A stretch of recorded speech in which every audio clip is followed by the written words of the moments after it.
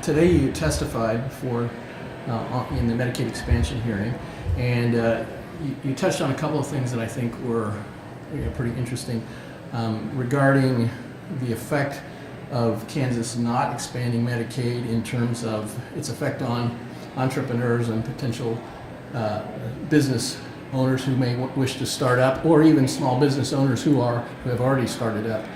And I was wondering if you could kind of expound upon that a little bit, and then even relate how that has impacted your business.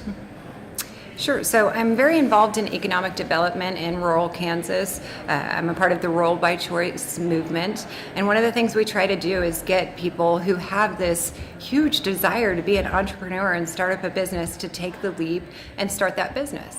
And one of the biggest, and I shouldn't say one of the biggest, the actual biggest hurdle for these people to get out of their corporate jobs and to start their personal business is insurance. It's benefits. They have the income saved, they have a great credit score, they have the cash flow and capital. They're ready to go, but they're so afraid of not having medical insurance for their families. So we see a lot of people who have that entrepreneurial spirit and actually have the pro forma and the business plan ready, the projections and the finances ready to go, that can't make themselves take that step.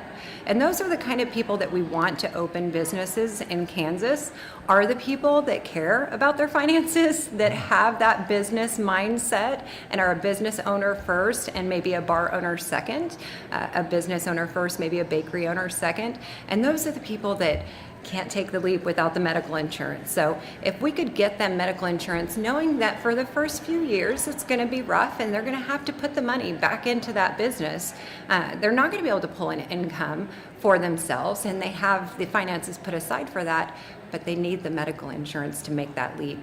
And I think we'll see our main streets in over 600 small communities in Kansas fill back up with small businesses if we can get them some insurance.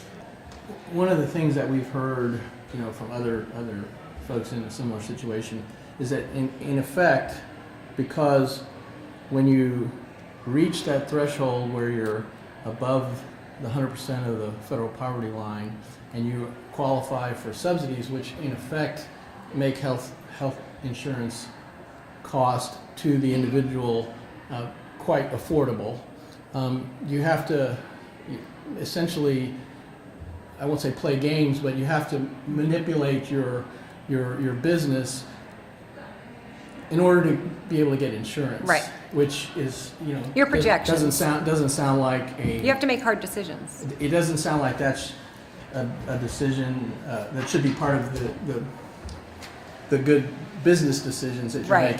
make on behalf of the businesses. Right. No, that's a very personal and selfish decision that has to be made for the business owner to decide that they need medical insurance over their business needing to do what it needs to do.